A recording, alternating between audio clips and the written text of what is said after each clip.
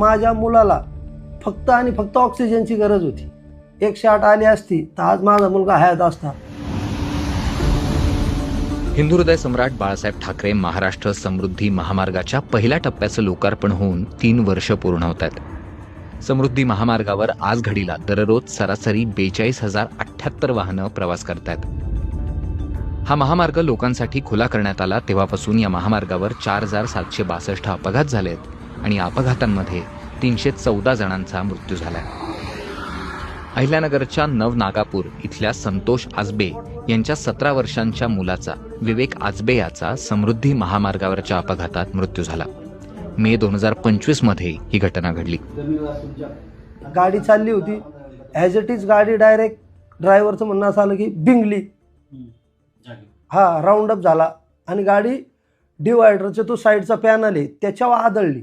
माझ्या मुलाला फक्त आणि फक्त ऑक्सिजनची गरज होती की त्याला ऑक्सिजन घेता येत नव्हता आणि माझ्या माहितीप्रमाणे 108 आली असती तर आज माझा मुलगा हयात असता. वैद्यकीय मदत वेळेवर न मिळाल्याचं आजबे कुटुंबाचं म्हणणं आहे. तर कोणत्याही घटनेमध्ये मदत वेळेवर मिळाली नसल्याचं निदर्शनाला आलेलं नाहीये. आजपर्यंत घटनेची माहिती मिळाल्यानंतर जास्तीत जास्त 20 मिनिटांमध्ये मदत पोहोचली असं महाराष्ट्र राज्य रस्ते विकास महामंडळ म्हणजे MSRDCने BBC मराठीला सांगितलं. समृद्धी महामार्गावर अपघात आणि अपघातांमधल्या मृतांची संख्या वाढली आहे. माहिती अधिकार कार्यकर्ते अभय कोलारकर यांनी माहिती अधिकाराअंतर्गत मिळवलेल्या आकडेवारीनुसार समृद्धी महामार्गावर 2024 साली 137 अपघात झाले आणि त्यात 126 मृत्यू झालेत. 2025च्या ऑक्टोबरपर्यंत अपघातांची संख्या 154 वर पोहोचली आहे आणि 128 जणांचा मृत्यू झालाय.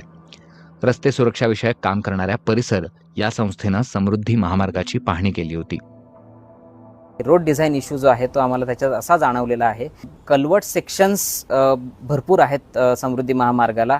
तर हे इतके फ्रिक्वेंट येत आहेत पण ह्या क्रॉस सेक्शन्समध्ये जाणवतं असं की अंड्युलेशन्स आहेत, काय म्हणतात, रस्त्यांचा जो सरफेस आहे तो सलग नाही आहे असं तुम्हाला जाणवतं की तुम्ही एखाद्या क्रॉस सेक्शनवरून गेलेला आहात. त्याच्यानंतर त्याची जी एज वॉल असते ती एज वॉलसुद्धा तुमच्या रस्त्याच्या विड्थनुसार नाही आहे, त्याच्यामध्ये सुद्धा डिफ्लेक्शन आहे आणि तो रस्ता त्या भागामध्ये असा निमुळता होतो आणि मग पुन्हा तो वाढतो.